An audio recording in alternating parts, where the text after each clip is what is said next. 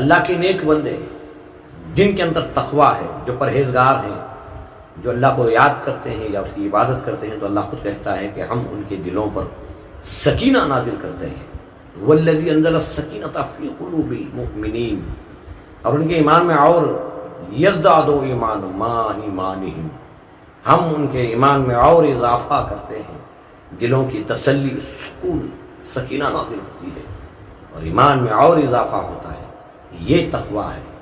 جہاں تقویٰ ہے وہاں دلوں کا سکون، جہاں ایمان میں اور اضافہ ہو تو سمجھ جاؤ کہ ہماری عبادتیں اللہ کو پسند ہیں۔ لیکن آج کل تو ہمارے حالات ایسے ہیں، ہم تو تقوی کے بارے میں بس کہتے ہیں، ہمیں تقوی کا کوئی پتہ نہیں۔ ایسی کئی مثالیں ہیں تقوی کے بارے میں۔ تقوی ایک اللہ کا ڈر ہے۔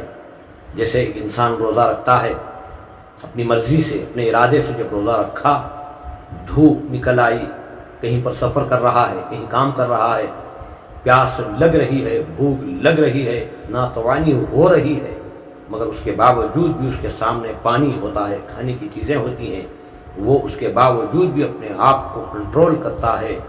کوئی اس پر باڈی گارڈ نہیں، کوئی اسے دیکھنے والا نہیں، پھر بھی وہ اپنے آپ کو بچاتا ہے، کیونکہ وہ جانتا ہے کہ میرا مالک جو ہے وہ مجھے دیکھ رہا ہے اور میں نے اس سے وعدہ کیا۔ یہی تقویٰ ہے۔ جیسے رمضان کے مہینے میں حلال چیزوں سے رک جاتے ہیں، ویسے عام مہینوں میں حرام چیزوں سے رکنا، کسی کا حق کھانے سے رکنا، کسی کا حق دبانے سے رکنا۔ دوستو، یہ تقویٰ ہے۔ اگر ہمارے اعمال کو، ہماری عبادتوں کو اس مقام تک پہنچانا ہے جس مقام تک پہنچانا حق ہے، تو ہمیں تقوی والے بننا ہوگا۔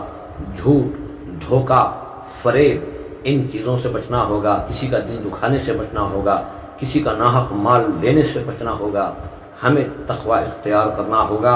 اگر ہم تقوی اختیار کریں گے تو ہماری دعاؤں میں اثر پیدا ہوگا اور ہمارے تقوی کی وجہ سے ہمارے ماحول میں کچھ نہ کچھ سدھار ضرور آئے گا۔